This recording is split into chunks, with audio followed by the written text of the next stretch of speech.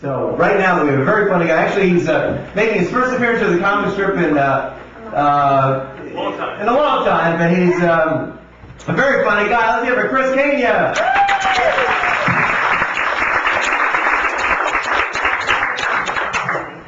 Where's Francesca? Right here. She's the one with the birthday. Yeah. Wow, you're beautiful. You know, if I was 20 years younger, I'd still have no chance with you. I know what you're thinking. This guy looks like a before picture in a weight loss ad. I'm actually jogging now. I'm trying to lose weight. Trying to get to my lowest weight, 8 pounds, 6 ounces. I may have to jog to Egypt.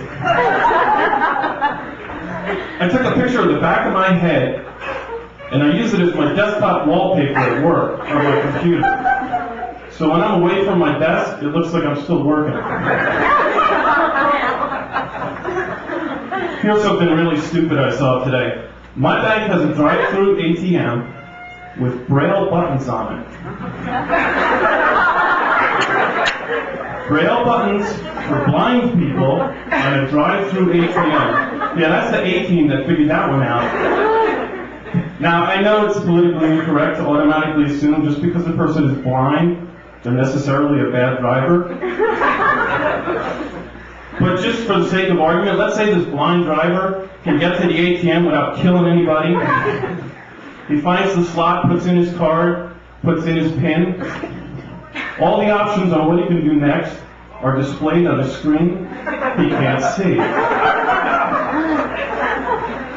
So as near as I can figure it, banks are putting Braille buttons on ATMs to steal ATM cards from blind people.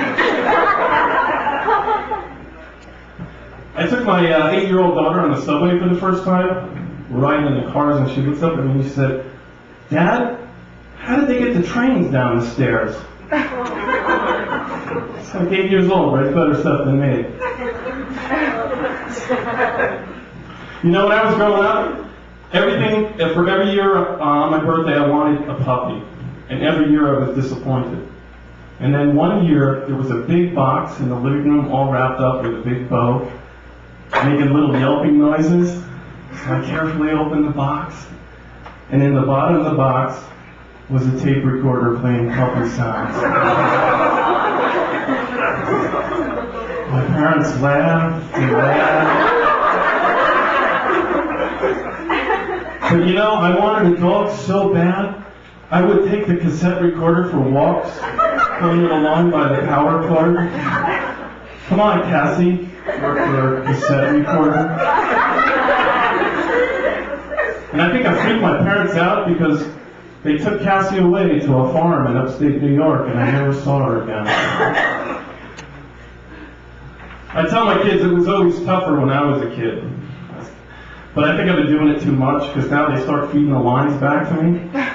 Yeah, Dad, we know when you were a kid, people actually smoked indoors. Yeah, Dad, when you were a kid, you drank water from the tap and you didn't die. You went to school every day because weekends weren't invented yet.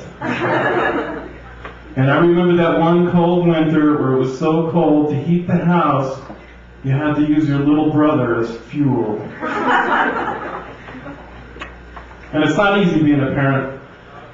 I caught myself this weekend doing something really stupid right in front of them. My kids were fighting, and I said, "Hey, no hitting. You know the rules. Do you want a spanking?" And I think we confuse our kids, because we tell our kids, always tell the truth. Always tell the truth. Then we tell them about the Tooth Fairy, the Easter Bunny, and Santa Claus.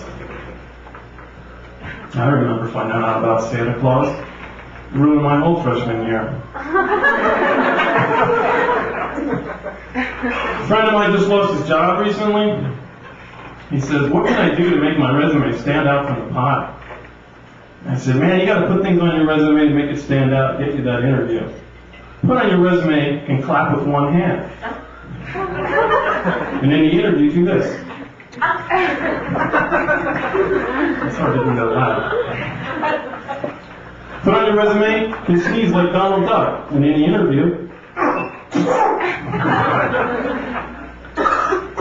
Put on your resume, can throw your voice. In any interview, do this.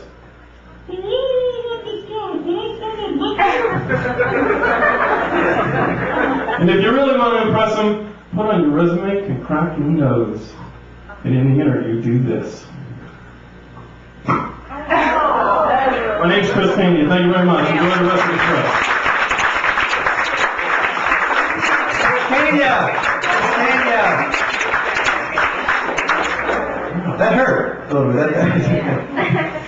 No, that's a great skill. I mean, funny and it was great. So let's hear it for Chris once again. Chris Kania.